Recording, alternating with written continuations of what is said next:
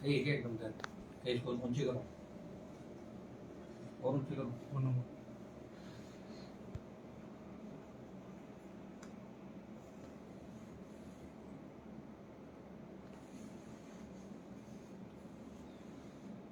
आज युग पुरुष, धर्म रक्षक और हमारे समाज के ही नहीं हिंदू धर्म के गौरव महाराजा सूरजमल जी का बलिदान दिवस है। मैं सबसे पहले महाराजा सूरजमल जी के बलिदान दिवस पर उनको नमन करते हुए अपनी बात को शुरू करूंगा। आज जो राजस्थान के अंदर हालात चल रहे हैं वो ठीक नहीं। लगातार एक के बाद एक जिस तरह पेपर आउट हो रहे हैं, वो नौजवानों के मन के अंदर, नौजवानों के अंदर एक शंका पैदा कर रहे हैं कि आखिर हम कहाँ पुकार कर रहे हैं। ये पेपर आउट होने का सिलसिला आज का नहीं है। ये वसुंधरा जी की 2013 की सरकार से लेके 2023 और उससे पहले भी राजस्थान के अंदर जो एक शाख राजस्थान की आरपीएससी की हुआ करती थी, माध्यमिक शिक्षा बोर्ड की, कर्मचारी चयन आयोग की जो शाख हुआ करती थी, उस शाख पे बट्टा लगा आरपीएससी के पूर्व चेयरमैन।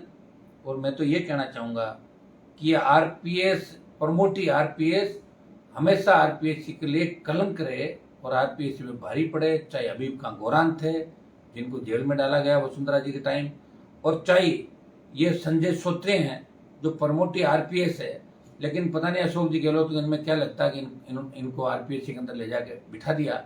ये नौसिखिए हैं और गोपनीय शाखा जो आरपीएससी की होती है वो चेयरमैन के ही अधीन सारा कुछ होता है। चेयरमैन को एक चीज का पता रहता है कि कौन सा पेपर सेट होगा, कौन सा पेपर दिया जाएगा। 3 तरह के पेपर मंगाए जाते हैं पेपर सेटर से, और गोपनीय शाखा से उसके करीबी लोग चेयरमैन के होते हैं। तो सीधा सीधा चेयरमैन की इसके अंदर जिम्मेदारी है। चेयरमैन को बर्खास्त करने की राष्ट्रीय लोकतांत्रिक पार्टी ने मांग करी थी। मेरी मुख्यमंत्री जी से अपील है कि अब भी वो किसका इंतजार कर रहे हैं, बर्खास्त करें चेयरमैन से।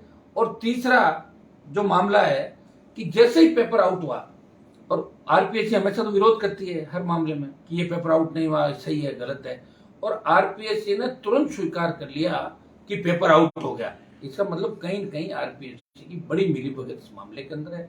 मैंने आज से पहले भी आरपीएससी के कई पूर्व चेयरमैन, मैंने ये भी मांग करती विधानसभा के अंदर, जब हबीब खां गोरान का मामला था, जब पेपर आउट हुए थे, जब उनको गिरफ्तार किया था, हमने मांग की थी कि आरपीएससी को उस समय के 10 साल के चेयरमैन, उनसे पूर्व के 2-3 चेयरमैन जिन्होंने अपने कई रिश्तेदारों को आरएस, आरपीएस, आरजेएस बनवा लिया था, उनकी तमाम जांच कराई जाए। क्योंकि जिनके सेकंड डिवीजन होती है ग्रेजुएशन के अंदर, 10th के अंदर, 12th के अंदर, वो टॉप कैसे कर लेते हैं। 3rd डिवीजन वाले आरएस टॉप कैसे कर लेते हैं, और जिनके 1st डिवीजन होती है उनके इंटरव्यू में नंबर कैसे आते हैं।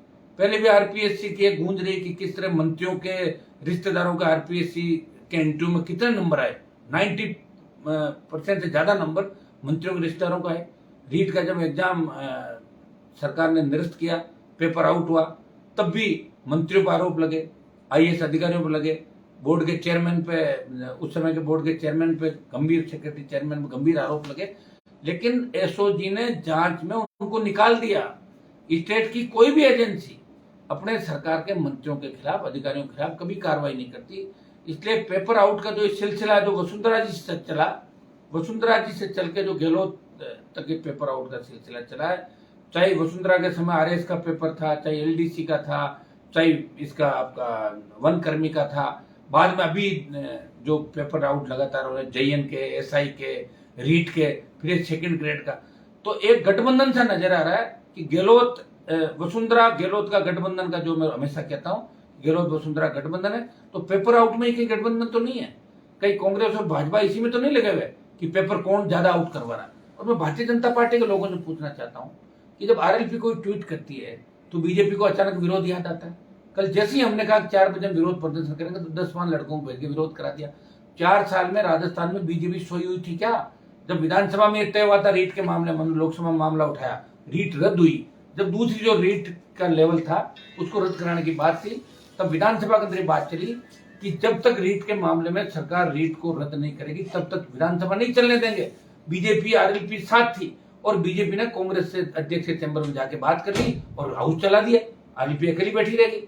चाहे परिवहन मंत्री का मामला हो जिसमें बीजेपी ने चुप्पी साधी, चाहे महेश जोशी का मामला हो, चाहे नामा के एमएलए का मामला हो, चाहे दूसरा बेगू के एमएलए का हो, चाहे जोरीलाल का मामला हो, जो जो मुख्यमंत्री के करीबी लोग, मंत्री, विधायक, जिन पर हत्या, लूट, बलात्कार के आरोप लगे, भारतीय जनता पार्टी के नेताओं के मुंह पे ताला लग गया। मैं भारतीय जनता पार्टी के नेताओं से पूछना चाहता हूं, आप सोच के बयान देते हैं या सोच के माइलेज के लिए खाली 4 बात कहते हैं या सिर्फ फोटो छपाने के लिए ट्वीट करते हैं? मैं इनसे पूछना चाहता हूँ, राजस्थान की जनता इनसे पूछना चाहती है, कहाँ है विपक्ष राजस्थान के अंदर? लंपी आ गई, कोरोना आ गया, देखा तो नहीं विपक्ष? किसान आंदोलन, अग्निपथ, कौन लड़ाई लड़ रहा है इस राजस्थान के देश के अंदर? ये राष्ट्रीय लोकतांत्रिक पार्टी लड़ाई लड़ रही है इस राजस्थान के जवान को बचाने की, राजस्थान के किसान को बचाने की, उनके हक और अधिकार की लड़ाई। आज कोई लड़ा तो राजस्थान के अंदर राष्ट्रीय लोकतांत्रिक पार्टी का जवान आपको लड़ता हुआ दिख रहा है। मैं दुर्भाग्य इस बात का है कि हम पुकार कहां करें, दिल्ली के अंदर बात करते हैं, ये बाकी तो ईडी के गणित छापे मारते हैं दिल्ली वाले। मैं केंद्रीय गृह मंत्री जी को पूछना चाहता हूँ कि ईडी के आप छापे मार रहे हो, आप सीबीआई की रेड कर रहे हो, आपके राज्यपाल है स्टेट के अंदर, राज्यपाल से 2 लाइन लिखवा के मंगा लो, अब सीबीआई के अंदर इस केस को मंगवा लो। आप court, supreme court, high court, सब लोग, मैं हाई कोर्ट, सुप्रीम कोर्ट से भी निवेदन करना चाहूंगा कि आप स्वतः संज्ञान लेके ऐसे मामलों को हाई कोर्ट इसको सीबीआई को दें, और सीबीआई को अगर इस मामले को देंगे तो निश्चित रूप से दूध का दूध पानी का पानी होगा, क्योंकि इसके अंदर मंत्रियों का, अधिकारियों का नेक्सस है।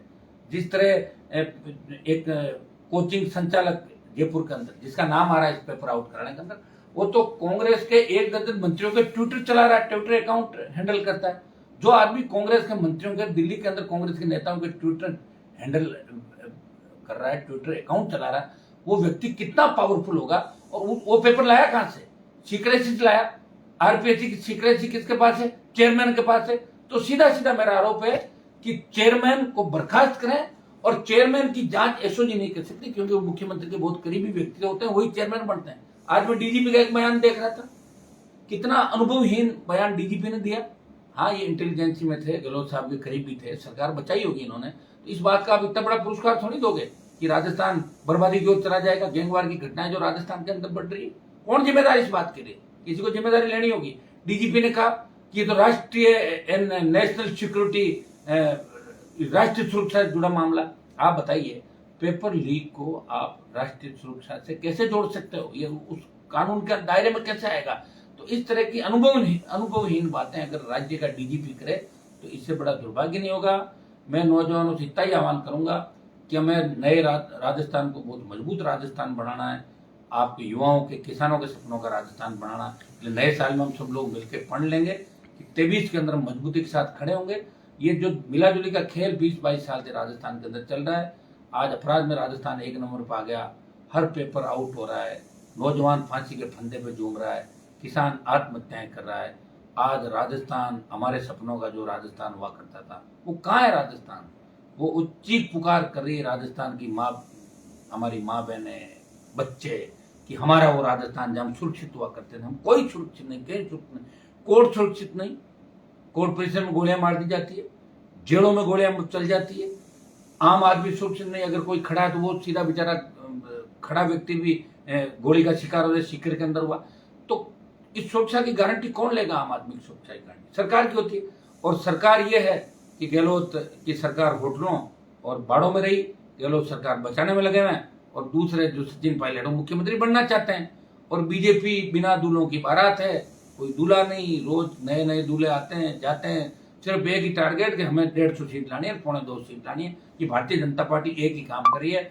मैं नौजवानों से आह्वान करूंगा, उठो, अपनी ताकत को पहचानो।